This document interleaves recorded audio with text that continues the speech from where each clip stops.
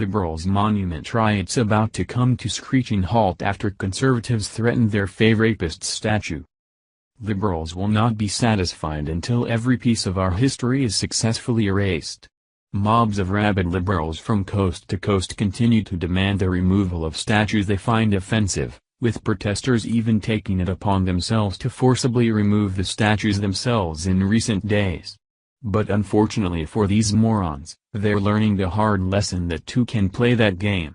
Now people on the other side of the political spectrum are calling for the removal of the statue of America's most infamous woman abuser and rapist, and liberals are frantic to contain the can of worms that they just opened.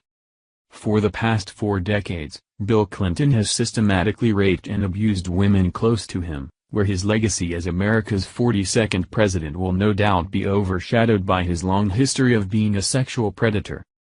So what better candidate to have his statue ripped down than the man responsible for traumatizing countless women with his depraved sexual urges, than William Jefferson Clinton. As the only modern president to be impeached for lying under oath about his sexual relations with Monica Lewinsky, concerned citizens are now coming forward demanding that the smiling effigy of Bill Clinton, that proudly stands in South Dakota city of Rapid City, be taken down immediately. Bill Clinton raped or sexually abused all of the following women, where his many affairs and accusations are detailed at length here. Juanita Broaddrick, Kathleen Willey, Paula Jones, Monica Lewinsky, Sandra Allen James, Eileen Wellstone, Caroline Moffett, Carolyn Zurcher, Jennifer Flowers, Helen Dowdy.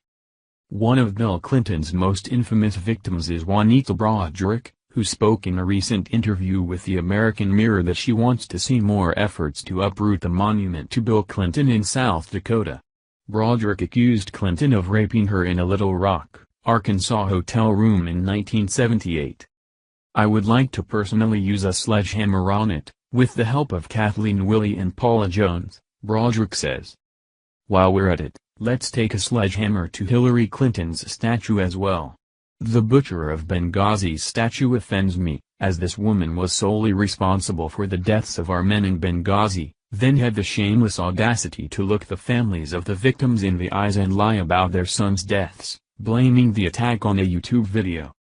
If liberals want to continue to destroy the monuments of our founding fathers because they don't agree with how our ancestors lived their lives, then let's let the person without sin hurl the first stone.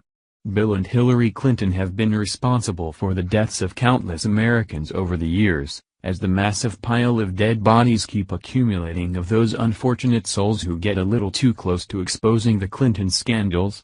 If anyone needs the effigies to their service to their country yanked down, it's this pair of dirty criminals."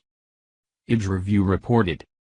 There has been a wave of mob protests across the country demanding the removal of controversial statues from coast to coast. Sometimes, those protesters become violent and sometimes the protesters forcibly remove the statues themselves. In one instance in North Carolina, protesters were arrested for vandalizing and tearing down a Confederate statue.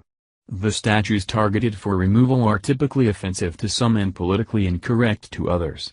They range from slave-owning generals to America's founding fathers. One group of concerned citizens is taking direct action against a statue of a well-known, controversial figure in American history. His name is Bill Clinton. Clinton was President of the United States from 1992 to 2000.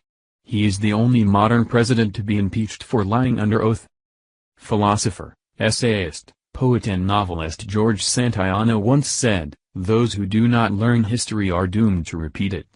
These wise words are obviously not being heeded by liberals today, as their hurt feelings over statues continue to trump the need for Americans to study the history of our great nation no matter how uncomfortable, so we as a society can progress and not repeat the same mistakes of those who came before us.